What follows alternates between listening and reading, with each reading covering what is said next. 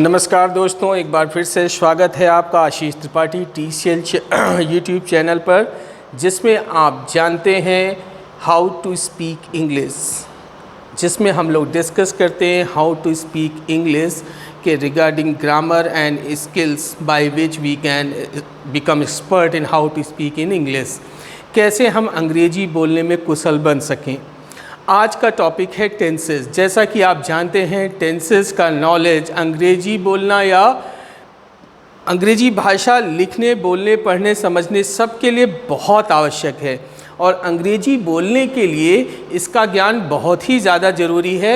लेकिन इससे पहले मैं आपको बता दूं कि अंग्रेजी भाषा में मूलतः दो टेंस होते हैं, प्रेजेंट टेंस और past tense. Future tense is artificial tense. यहाँ पर जब हम इन टेंसेस के ज्ञान को डिस्कस करेंगे तो यह नॉलेज आपके लिए होना बहुत आवश्यक है कि जब एक हिंदी भाषी अंग्रेजी भाषा को सीखता है तो हिंदी भाषा में वर्तमान काल, भूतकाल और भविष्यकाल 3 काल होने के कारण अंग्रेजी भाषा के विकास के समय उसमें future tense as a artificial tense जोड़ दिया गया। ठीक है। हर एक टेंस के 4 पार्ट होते हैं, indefinite, continuous, perfect, perfect continuous. तो कुल मिलाकर टोटल 12 टेंसेस हो जाते हैं। उन 12 टेंसेस का नॉलेज हमारे स्कूल के दिनों से 3rd स्टैंडर्ड से शुरू होकर ग्रेजुएशन, पोस्ट ग्रेजुएशन तक हम लोग करते रहते हैं और सभी कॉम्पिटिटिव एग्ज़ाम में भी इनका नॉलेज चेक किया जाता है। हम यहाँ पर अंग्रेजी भाषा में टेंसेस के नॉलेज को आपके साथ डिस्कस करेंगे सरल तरीके से। साथ ही साथ हम चाहेंगे कि आप हमारे तरीके को अपनाकर अपना रिएक्शन टाइम कम कर लें। अब ये रिएक्शन टाइम क्या होता है? Reaction time is that time which means you use when you speak after getting a feel in your heart, when you speak in a particular language, the time duration which took place in meanwhile, that is known as the reaction time. अगर आसान शब्दों में समझें, जब आपके मन में किसी बात को बोलने के लिए कोई भाव आता है, गुस्सा आता है, खुशी आती है, समझाने का भाव आता है, उसको आप भाषा में व्यक्त करने के लिए एक वाक्य का सृजन करते हैं। उस वाक्य के सृजन तक में जब तक वो वाक्य दूसरे तक पहुंचता है, उस पर्टिकुलर टाइम को कहते हैं रिएक्शन टाइम। ठीक है। अब उस रिएक्शन टाइम को हम कम क्यों करने की बात कर रहे हैं? क्योंकि अगर वह रिएक्शन टाइम कम नहीं होगा तो एक के बाद एक लगातार आप सेंटेंसेस फॉर्म करके बोल नहीं पाएंगे, जिसकी वजह से श्रोता यानी जिससे आप बात कर रहे हैं उसको आपकी बात का पॉजिटिव प्रभाव नहीं पड़ेगा। आप डांट रहे हैं तो अगर आप अटक अटक के डांटेंगे तो हो सकता है वो हंस दे। अगर आप समझा रहे हैं तो हो सकता है उसका ध्यान कहीं दूसरी ओर डाइवर्ट हो जाए। इसलिए भाषा में धारा प्रवाह होना भी आवश्यक है। जब कोई एक वक्ता किसी स्टेज, किसी क्लासरूम या किसी मीटिंग में या सेमिनार में बोल रहा होता है तो उसके विचारों का क्रम अगर लगातार ना बना रहे तो श्रोता इधर उधर डाइवर्ट हो सकते हैं। इसीलिए आपका रिएक्शन टाइम कम होना चाहिए। ठीक है। हम रिएक्शन टाइम को कम करने के लिए क्या करेंगे? हमने उस टेंसेस के नॉलेज को बॉक्सेस चार्ट के आधार पर कन्वर्ट कर दिया है। जैसे बचपन में आपने टेबल याद किया होगा, वैसे ही हमने टेंसेस के नॉलेज को इन बॉक्सेस चार्ट में लिखने के बाद उनको याद करने का एक टेबल सिस्टम बना दिया है।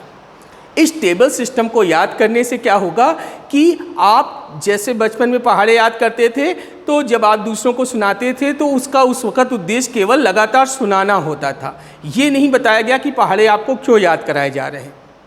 ठीक। जब आप बड़ी क्लासेस में पहुँचे तो आपको क्या पता चला कि पहाड़े याद होने की वजह से आप सम तेज़ी से सॉल्व कर पा रहे हैं। उसी प्रकार से इन टेंसेस के नॉलेज को इस तरीके से याद करने से क्या होगा?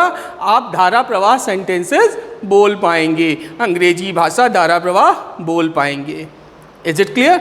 अब देखते हैं कैसे बॉक्सेस चार्ट और टेंसेस का रिलेशन हमने यहाँ पर फॉर्म किया है। ये जो पहला कॉलम है ये प्रेजेंट टेंस को रिप्रेजेंट करता है। बॉक्स नंबर 1 यहाँ पे लिखा हुआ है, ये प्रेजेंट इंडेफिनिट का बॉक्स है। बॉक्स नंबर 4 प्रेजेंट कॉन्टिन्यूअस का बॉक्स है। बॉक्स नंबर 7 प्रेजेंट परफेक्ट का। Box number 10 present perfect continuous का। ठीक है। अब बॉक्स के अंदर क्या है?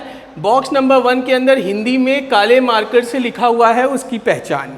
अगर कोई सेंटेंस प्रेजेंट इंडेफिनिट का होगा तो 99.99% चांसेस है उसको लास्ट में क्या आएगा, ता है, ती है अथवा ते हैं। जैसे राम जाता है, मम्मी खाना बनाती हैं, वे बोलते हैं।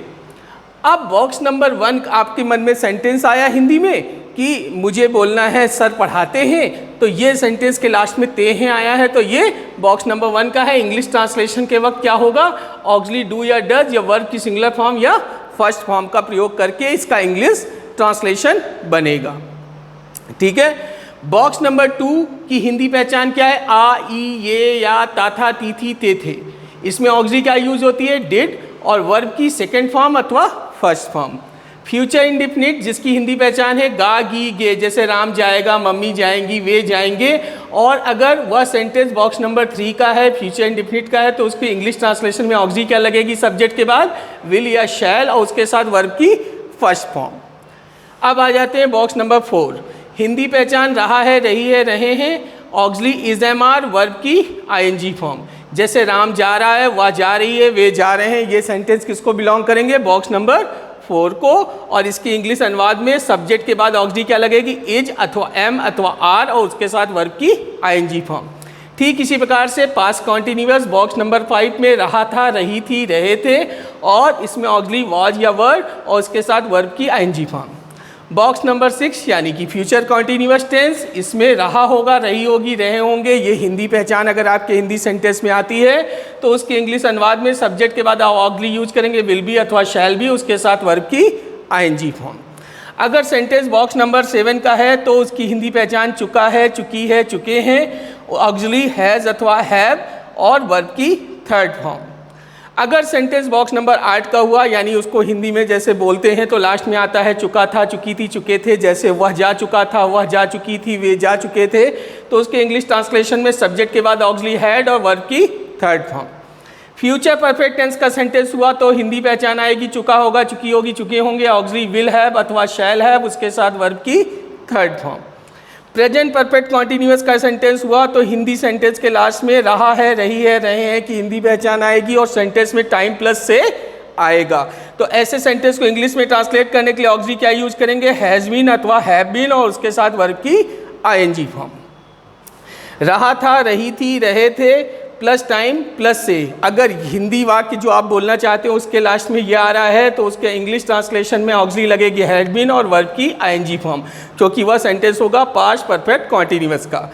इसी प्रकार से रहा होगा, रही होगी, रहे होंगे प्लस टाइम प्लस से, तो फ्यूचर परफेक्ट कॉन्टिन्यूअस ऑक्सिलरी लगेगी विल हैव बीन अथवा शैल हैव बीन, उसके साथ वर्ब की आईएनजी फॉर्म। ये मैंने हिंदी पहचान लिखी है ब्लैक मार्कर से, ऑक्सिलरी लिखी है ब्लू मार्कर से और वर्ब की फॉर्म लिखी है रेड मार्कर से। आपने देखा किसी किसी बॉक्स में वर्ब की 2 फॉर्म्स आ रही हैं, इसका मतलब वो बॉक्स सब्जेक्ट सेंसिटिव है। ठीक है, सब्जेक्ट सिंगुलर होने पे दूसरी वर्ब की फॉर्म लेता है, सब्जेक्ट प्लूरल होने पे वर्ब की दूसरी फॉर्म लेता है, पॉजिटिव में दूसरी और निगेटिव में दूसरी फॉर्म लेता है। ठीक है, इन सभी चीज़ों को मैं एक एक वीडियो बनाकर आपको एक्सप्लेन करूंगा, उसके प्रति आप बिल्कुल चिंतित ना हो। लेकिन मैंने कहा कि मेरा उद्देश्य है आपको व्याकरण पढ़ाने का, ग्रामर पढ़ाने का, अंग्रेजी भाषा सिखाने का, कि आप अंग्रेजी भाषा में बोल सकें। और अंग्रेजी भाषा में बोल सकने के लिए जब महत्वपूर्ण चीज़ है कि आपका रिएक्शन टाइम कम होना चाहिए, उस रिएक्शन टाइम को कम करने के लिए हमने इंग्लिश व्याकरण में टेंसेस के ज्ञान को बॉक्सेस चार्ट में तब्दील कर दिया है। और हम आपसे रिक्वेस्ट करेंगे कि इस बॉक्सेस चार्ट को जैसे कि मैं बताऊंगा बिल्कुल वैसे ही कंठस्थ कर लें, मगअप कर लें, क्रैम कर लें, याद कर लें। ठीक है, और कम से कम समय में उसको बोलने का प्रयास करें। स्टैंडर्ड टाइम क्या रहेगा कि आप उसे 45 सेकंड में बोल लें। मैं आपको पहले बोल के दिखाता हूँ, धीरे धीरे, फिर स्पीड में भी। ठीक है, अब मैं पहले हिंदी पहचान बोलूँगा 12 बॉक्सेस की, फिर 12 बॉक्सेस की ऑक्सिलरी बोलूँगा, फिर 12 बॉक्सेस की वर्ब बोलूँगा और फिर आप भी इसका अभ्यास करेंगे। ठीक है, बॉक्स नंबर 1 ता है ती है ते हैं, बॉक्स नंबर 2 आई ए ताते ती ती ते थे, बॉक्स नंबर 3 गागी गे, बॉक्स नंबर 4 रहा है रही रहे, बॉक्स नंबर 5 रहा था रही थी रहे थे, बॉक्स नंबर 6 रहा होगा रही होगी रहे होंगे, बॉक्स नंबर 7 चुका है चुकी चुके हैं, बॉक्स नंबर 8 चुका था चुकी थी चुके थे, बॉक्स नंबर 9 चुका होगा चुकी होगी चुके होंगे, बॉक्स नंबर 8 बॉक्स नंबर 10 रहा है रही रहे प्लस टाइम प्लस से, बॉक्स नंबर 11 रहा था रही थी रहे थे प्लस टाइम प्लस से, बॉक्स नंबर 12 रहा होगा रही होगी रहे होंगे प्लस टाइम प्लस से।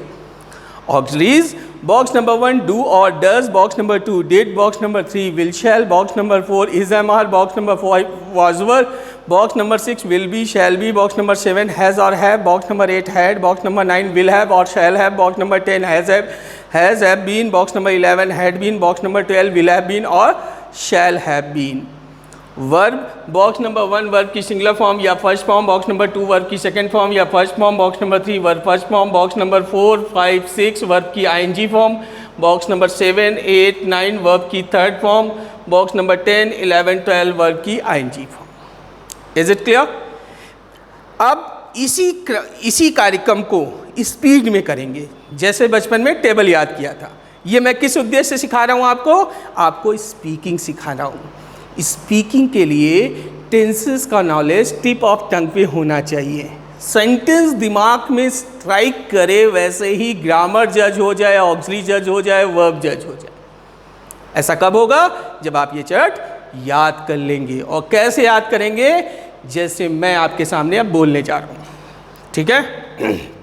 आप समय भी देखिएगा और इसी हिसाब से आपको भी तैयार करना है। बॉक्स नंबर 1 ताए ती थे, बॉक्स नंबर 2 आई है ताता ती ती थे, बॉक्स नंबर 3 गागी के, बॉक्स नंबर 4 रहा है रही रहे, बॉक्स नंबर 5 रहा था रही थी रहे थे, बॉक्स नंबर 6 रहा होगा रही होगी रहे होंगे, बॉक्स नंबर 7 चुका है चुकी चुके, बॉक्स नंबर 8 चुका था चुकी थी चुके थे, बॉक्स नंबर 9 चुका होगा चुकी होगी चुकी होंगे, बॉक्स नंबर 10 रहा है रही रहे प्लस टाइम प्लस से, बॉक्स नंबर 11 रहा था रही थी रहे थे प्लस टाइम प्लस से, बॉक्स नंबर 12 रहा होगा रही होगी रहे होंगे प्लस टाइम प्लस से। ऑक्सिलरी, बॉक्स नंबर 1 डू और does, box number 2 did, box number 3 will और shall, box number 4 is am are, box number 5 was were, box number 6 will be shall be, box number 7 has have, box number 8 had, box number 9 will have shall have, box number 10 has have been, box number 11 had been, box number 12 will have been shall have been, box number 1 verb की singular form या first form, box number 2 second form या first form, box number 3 verb first form, box number 4 5 6 ING form, box number 7 8 9 verb की third form, box number 10 11 12 verb ING form. मुझे करीब 40 second लगे। आप 45 second 50 second 100 second से धीरे धीरे practice करके उसको रिड्यूस करेंगे। इस पर्टिकुलर एक्सरसाइज से आपका माइंड माउथ कोऑर्डिनेशन भी अच्छा होता है। कुछ लोग हिंदी भी बहुत ज़्यादा धारा प्रवाह नहीं बोल पाते, अटकते हैं, जल्दी जल्दी बोलने में वो अपने विचारों को खो देते हैं, गड्ढमड्ढ हो जाते हैं उनके विचार। तो आपको ध्यान रखना है, इस एक्सरसाइज को आपको टाइम बाउंड करना है, स्टैंडर्ड टाइम जिस पे आपको माना जा सकता है कि आप अगर यह एक्सरसाइज 45 सेकंड में कर लेते हैं बिना किसी गलती के और स्पष्ट उच्चारण के साथ, तो आप धारा प्रवाह इंग्लिश विद इन 30 डेज बोल पाएंगे। क्योंकि हम 30 डेज में अपनी वीडियोस कंप्लीट कर लेंगे, ठीक है? क्योंकि मुझे 90 डेज का लंबा पैटर्न नहीं, मैं आपको वीडियोस दे रहा हूँ आपको प्रैक्टिस कराने के लिए। मैं अपने चैनल लिंक्स दे रहा हूँ, टेलीग्राम चैनल का लिंक आपको मिल जाता है यूट्यूब चैनल के लिंक के साथ। आप वहाँ जाइए, वहाँ पर आपको एक्सरसाइज मिलेंगी, जो कुछ भी ग्रामर में पढ़ाता हूँ उससे रिलेटेड क्विज़ होती हैं, क्विज़ पे आप चेक करिए, आपकी प्रैक्टिस हो जाएगी, कम समय में बेहतर रिजल्ट। आज का ये वीडियो आपको कैसा लगा? आपको अगर पसंद आया है तो हमारे चैनल को सब्सक्राइब कीजिए, बेल बटन को दबाइए, जिससे कि आपको वीडियोस के नोटिफिकेशन समय समय पर मिलते रहें। अगर आपके कोई सुझाव हैं, आपको अपना कोई रिएक्शन देना है हमारे वीडियो के रिकॉर्डिंग, तो प्लीज़ कमेंट बॉक्स में जाएं। वैसे भी कमेंट बॉक्स में जाइए। कमेंट बॉक्स में जाकर जब आप कमेंट करते हैं, पॉजिटिव हो निगेटिव हो, हम अपने आप में उसको पॉजिटिव ही लेते हैं और हम उससे प्रोत्साहित होते हैं और अच्छा वीडियो बनाने के लिए। क्योंकि ये आसान नहीं होता है। जब क्लास में होता है तो फिर हम ये बहुत तेज़ी से बना लेते हैं, लेकिन वीडियो में बनाने के लिए there is no break. I can't talk to anybody else.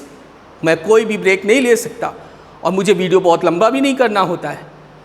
15 minute का मैक्सिमम वीडियो मुझे बनाना होता है।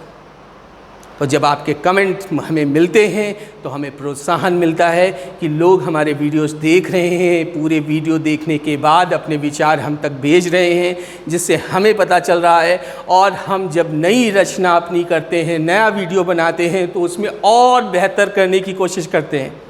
तो it's my humble request to you all, अगर आपको हमारा वीडियो पसंद आता है तो चैनल सब्सक्राइब कीजिए, कमेंट बॉक्स में जाकर अपने व्यूज़ दीजिए और बेल आइकॉन बटन दबाइए जिससे कि अगले वीडियो का नोटिफिकेशन आपके मोबाइल पर आ सके। तब तक के लिए नमस्कार, धन्यवाद, जय हिंद, जय भारत, गुड नाइट।